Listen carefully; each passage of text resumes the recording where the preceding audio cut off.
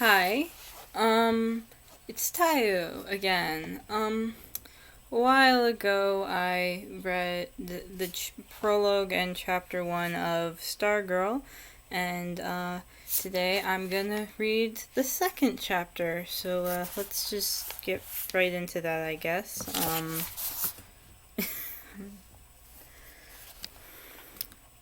When we got to school the next day, Hillary Kimball was holding court at the door.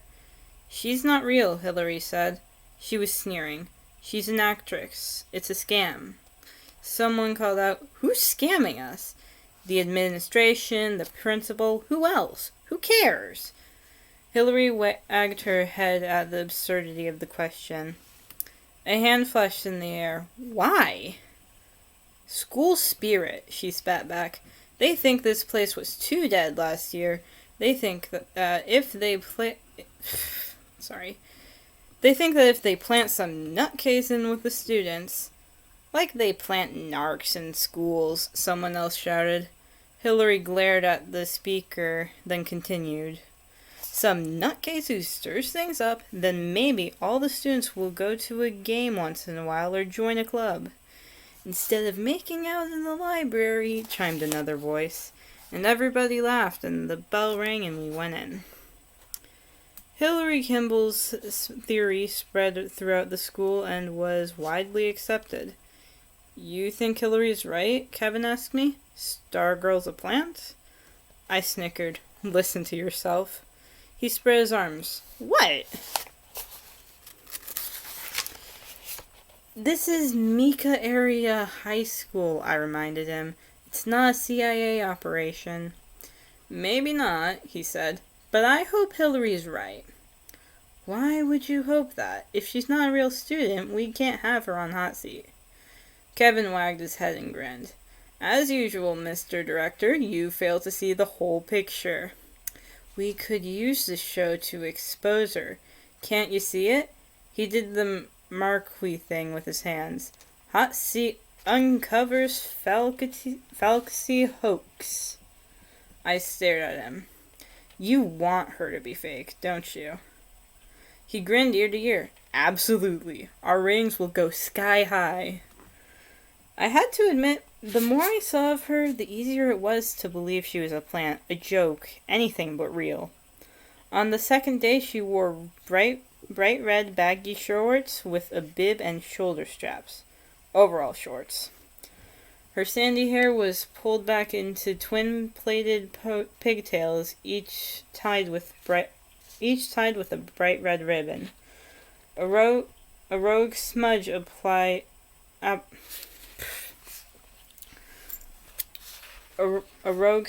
appled each cheek, and she had even dabbed some oversized freckles on her face. She looked like Heidi or Bo Peep. At lunch, she was gone again at her table. At lunch, she was alone again at her table. As before, when she finished eating, she took up her ukulele.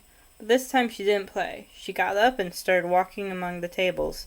She stared at us. She stared at one face, then another and another. The kind of bold, "I'm looking at you" stare you almost never get from people, especially strangers. She appeared to be looking for someone, and the whole lunchroom had become very uncomfortable. As she approached our table, I thought, what if she's looking for me? The thought terrified me. So I turned from her. I looked at Kevin. I watched him grin goofily up at her. He wiggled his fingers at her and whispered, "Hi, Stargirl." I didn't hear an answer. I was intensely aware of her passing behind my chair. She stopped 2 tables away. She stopped 2 tables away. She was smiling at a pudding-bodied senior named Alan Furco. The lunchroom was dead silent. She started stringing the uke and singing. It was Happy Birthday. When she came to his name, she didn't just sing his first name, but his full name. "Happy birthday, dear Alan Furco." Alan Furco's face turned as red as Bo Peep's pigtail ribbons. There was a flurry of whistles and hoots. More for Alan Furco's sake, I think, than hers. As Stargirl marched out, I could see Hillary Kimball across the lunchroom rising from her seat, pointing, saying something I could not hear. I'll tell you one thing, Kevin said as we joined the mob in the hallways. She better be fake. I asked him what he meant. I mean, if she's real, she's in big trouble. How long do you think someone who's really like that is going to outlast around here? Good question. Mika Area High School, Maz, was not exactly a hotbed of nonconformity. There were individual variants here and there, of course, but within pretty narrow limits. We all wore the same clothes, talked the same way, ate the same food, listened to the same music. Even our dorks and nerds had a MAHS stamp on them. If we happened to somehow distinguish ourselves, we quickly snapped back into place, like rubber bands. Kevin was right. It was unthinkable that Stargirl could survive, or at least survive unchanged, among us. But it was also clear that Hillary Kimball was at least half right. This person calling herself Stargirl may or may not have been a fallacy plant for school spirit, but whatever she was not real. She couldn't be. Several times in those early weeks of September, she showed up in something outrageous. A 1920s flapper dress, an Indian buckskin, a kimono. There we go. One day she wore a denim miniskirt with green stockings, and crawling up one leg was a parade of enamel ladybug and butterfly pins. Normal for her were long, floor-brushing pioneer dresses and skirts. Every few days in the lunchroom, she serrated someone new with a happy birthday. I was glad my birthday was in the summer. In the hallways, she said hello to perfect strangers. The seniors couldn't believe it. They had never seen a 10th grader so bold. In class, she was always flapping her hand in the air, asking questions, though the question often had nothing to do with the subject. One day she asked a question about trolls in U.S. history class. She made up a song about isosceles triangles. She sang it to her plane geometry class. It was called Three Sides Have I, but Only Two Are Equal. She joined the cross-country team. Our home meets were held on the Mika Country Club golf course. Red flags showed the runners the way to go. In our first meet, out in the middle of the course, she turned left when everyone else turned right. They waited for her at the finish line. She never showed up.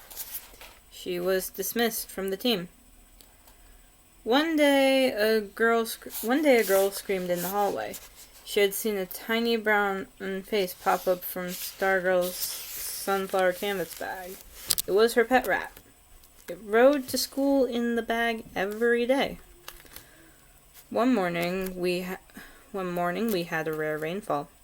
It came during her gym class. The teacher told everyone to come in.